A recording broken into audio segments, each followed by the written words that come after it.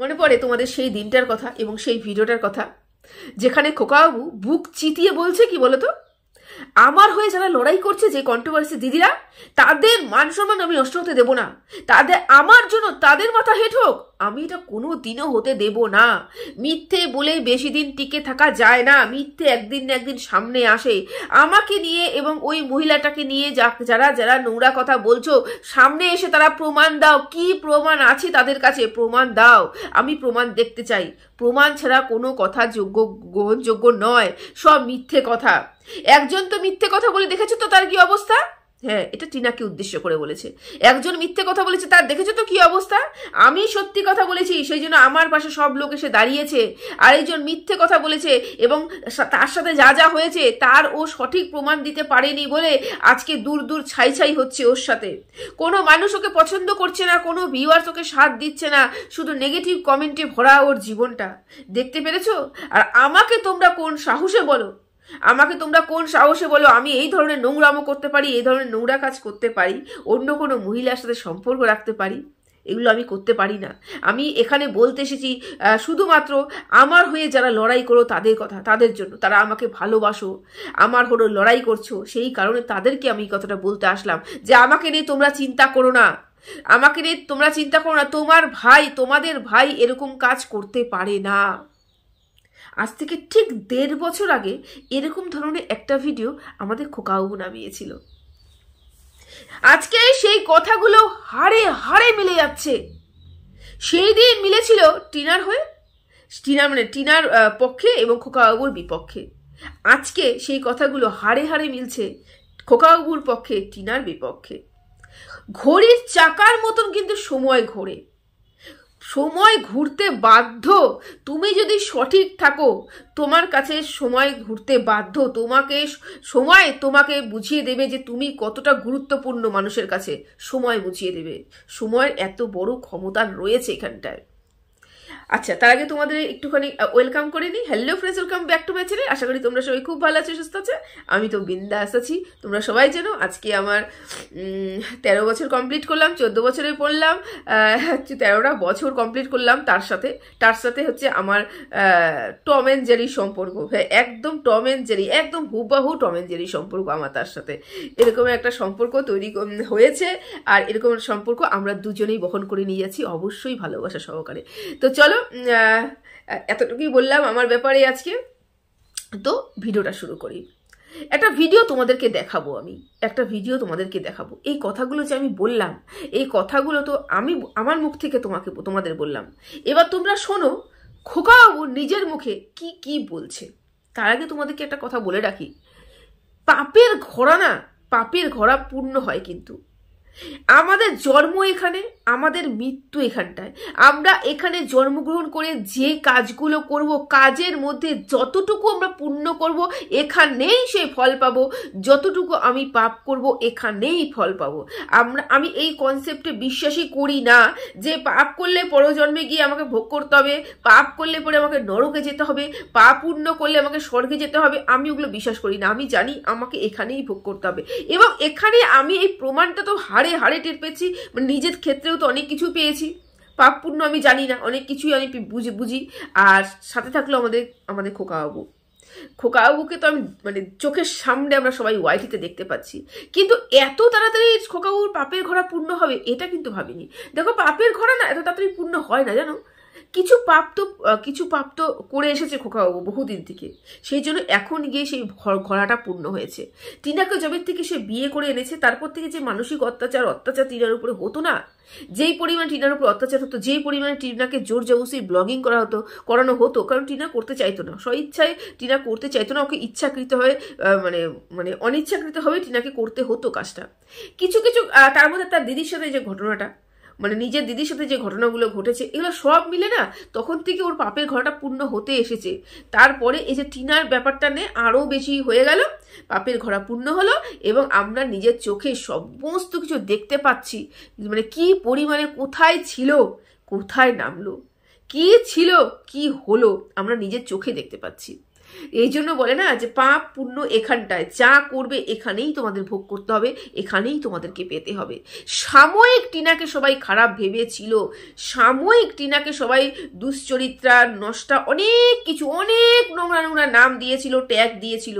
কিন্তু যারা যারা ওই কথাটা সেই সময় বলেছিল, আজকে কোনো না কোনো জায়গায় দাঁড়িয়ে তাদের এটা মনে হচ্ছে, তারা মুখ থেকে ব্যক্ত করুক, তারা মুখ থেকে ব্যক্ত না করুক, তাদের মনে হচ্ছে যে হ্যাঁ, অন্যায়টা কিন্তু এই বাড়ির থেকেই শুরু হয়েছিল, অন্যায়টা কিন্তু এখানেই হয়েছিল, অন্যায়টা কিন্তু সহ্য করেছিল টিনাই।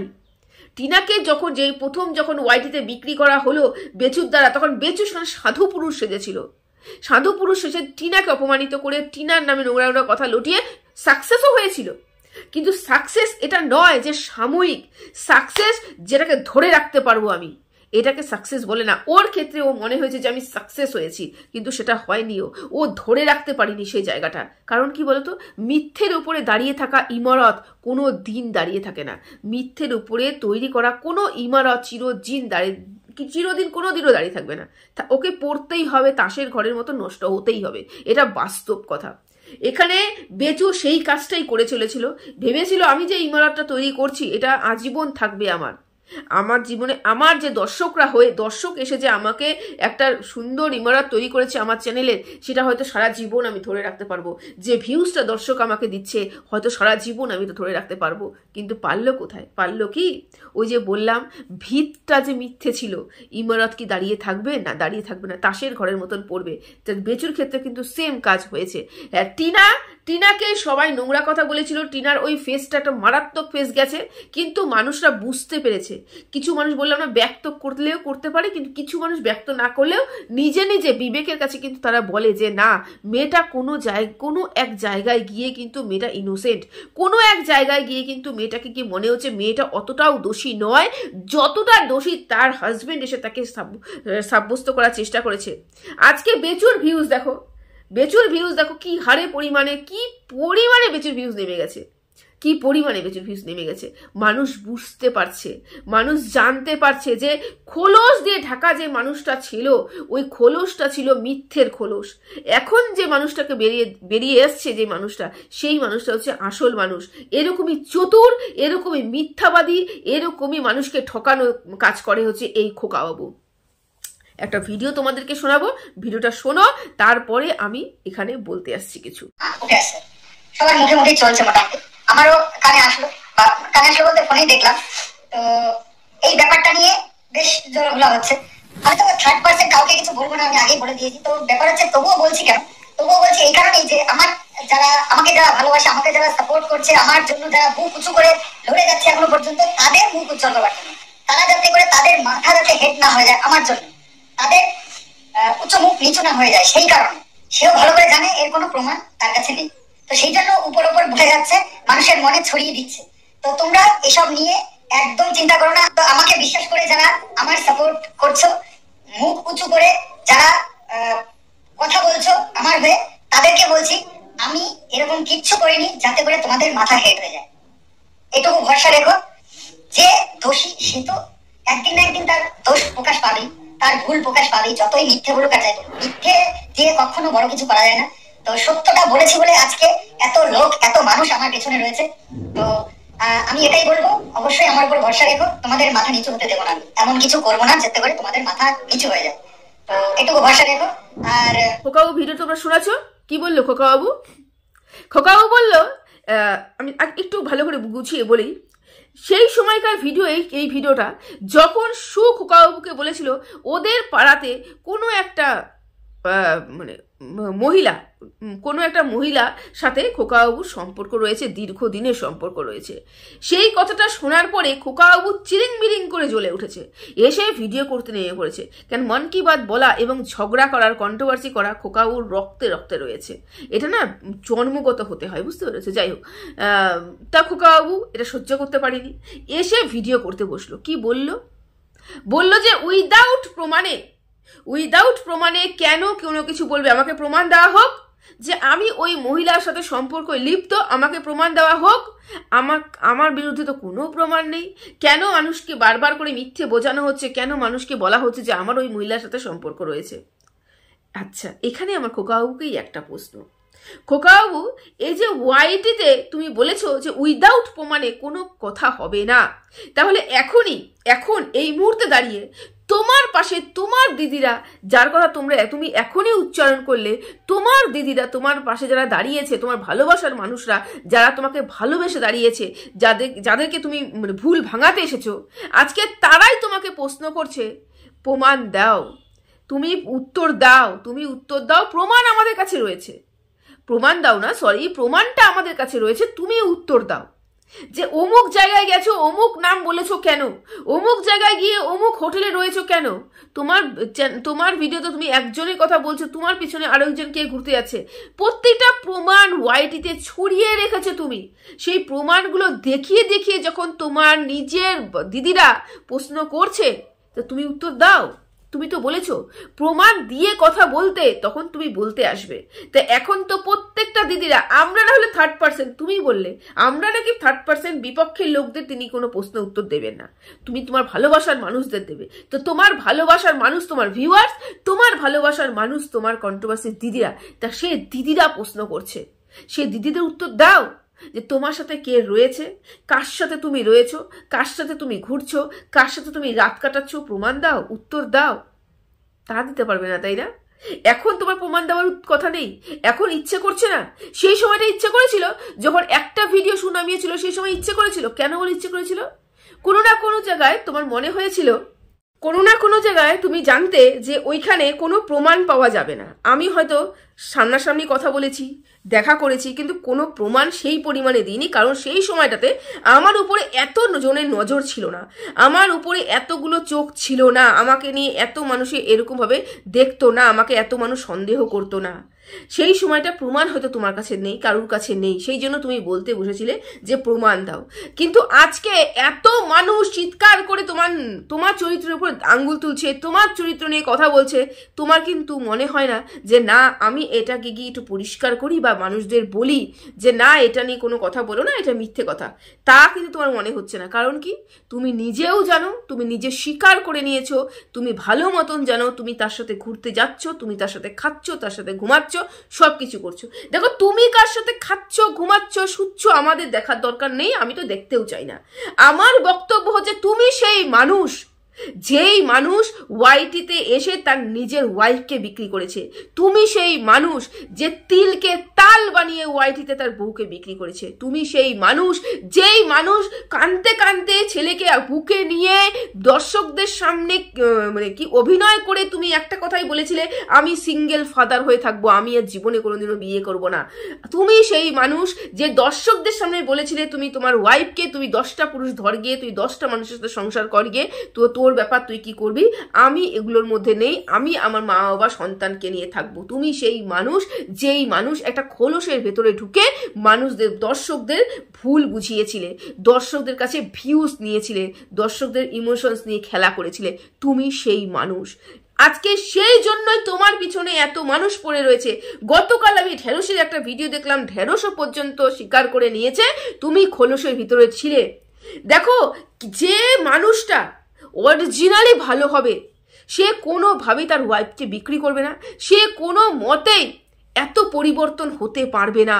যার চুকচুকানি স্বভাব শুরুর থেকেই থাকবে, তারই কিন্তু এই স্বভাবগুলো থাকবে যে ওয়াইফ যাওয়ার 1-2 মাসের পর থেকে কিন্তু তার অন্য মহিলার সাথে সম্পর্ক লিপ্ত হয়ে যাবে। এগুলো তার দ্বারাই সম্ভব যারা আগের থেকেই এরকম সম্পর্কে রয়েছে বা এরকম সম্পর্ক করে এসেছে, তার দ্বারাই সম্ভব। এতদিন নিজেকে খোলসের আড়ালে রেখে ভালো মানুষের ট্যাগ লাগিয়ে মানুষের সামনে নিজেকে প্রেজেন্ট করতো, কিন্তু বললাম না, সত্যি তো বেশি দিন চাপা থাকে না, সত্যি বেরোবেই, সত্যি বেরিয়ে এসেছে। কারণ মানুষ বুঝে গেছে, তোমার দর্শকরাও বুঝে গেছে তুমি কি জিনিস, আর তোমার দর্শকরাই তোমাকে এখন প্রশ্ন করছে। এই মুহূর্তে তোমার মনে হচ্ছে না না সেই 1.5 বছর আগে তুমি যেরকম ভিডিও করেছিলে, ভিডিও করে যখন হুমকি চুমকি দিচ্ছিলে, তখন মানুষকে বোঝানোর চেষ্টা করছিলে তুমি ইনোসেন্ট, তুমি ইনোসেন্ট, তোমাকে ফাঁসানো হচ্ছে, তোমাকে তোর নামে মিথ্যা কথা বলা হচ্ছে, তুই বলেছিলে যে। আজকে তোমার মনে হচ্ছে না যে তোমাকে ফাঁসানো হচ্ছে, তোমার নামে মিথ্যা কথা বলা হচ্ছে? আজকে সব সহ্য হয়ে যাচ্ছে, তাহলে তখন কেন সহ্য হয়নি? কারণ তখন তোমার কাছে অনেক দর্শক ছিল এবং সব দর্শক তোমার মুখের তোমাকে নিয়েই পজিটিভ চিন্তা ভাবনা করতো, সেই জন্য সেই দর্শককে তুমি হারাতে চাইতে না। আজকে তুমি নিজেও বুঝে গেছো যে আমার আর কোনো দর্শক নেই, আমাকে আর কেউ দেখতে চায় না, এটা কিন্তু তুমি নিজেও বুঝে গেছো। আচ্ছা, তোমার মনে পড়ে একটা কথা, এই কথাটা বড্ডই হাস্যকর কথা। যখন দীঘাতে নিয়ে গেছিল আমাদের টিনু সুন্দরীকে এই বেচুরাম ঘোরাতে, টিনা না একটা ওই যে বাবলসগুলো হয় না, ফু দিলে বাবলস ওড়ে ওড়ে ওড়ে এক বাচ্চারা যে এরকম করে খেলে, তো ওই খেলনা নিয়ে ওরকম একটা ইসে নিয়ে ফু দিচ্ছিল। তখন কি বলেছিল বলো তো? বলেছিল ওই দেখো কি বুড়ি গাধি কচি সাজার চেষ্টা করছে, এই কথা টিনাকে বলেছিল। এমনিতে টিনা বাচ্চা একটা মেয়ে, তার শখ আল্লাহ বাচ্চাদের মতনই হবে। সেই সময় যেই সময় ওর খেলাধুলার সময়, সেই সময় কিন্তু তাকে বিয়ে দিয়ে দেওয়া হয়েছে। সেটা ভীষণ পরিমাণে অন্যায় একটা কাজ। আমাদের মানসিক বিকাশ, শারীরিক বিকাশ সেই পরিমাণে হয় না, ওই বিয়ের মতন একটা ব্যাপার মানে মেনটেন করার মতন। যাই হোক, সেই সময় বিয়ে দেওয়া হয়েছে, ওর মনে ইচ্ছে হয়েছে, ও খেলতেই পারে। কি বলা হয়েছে? ওই দেখো ওই দেখো ওই দেখো একটা বুড়ি গাধি, সে এরকম করে ছুরি ছাড়ছে। সে যখন এই কথাটা বলেছিল, সে নিজেও জানতো না আগামী 1 বছরের মাথায় বা আগামী 2-3-4 মাসের মাথায় আমার কপালে একটা বুড়ি জুটতে চলেছে। হ্যাঁ, আজকে যেই পর্যায়ে দাঁড়িয়ে আছি এবং আজকে যেই কথাগুলো আমি শুনছি বা এই যে কথাগুলো বলছি, সেই কথা বলার ঠিক 1.5 বছর আগে টিনাকে বুড়ি বলে কটাক্ষ করেছিল এই বেচুরাম। আজকে সেই বুড়ি তার কপালে জুটেছে।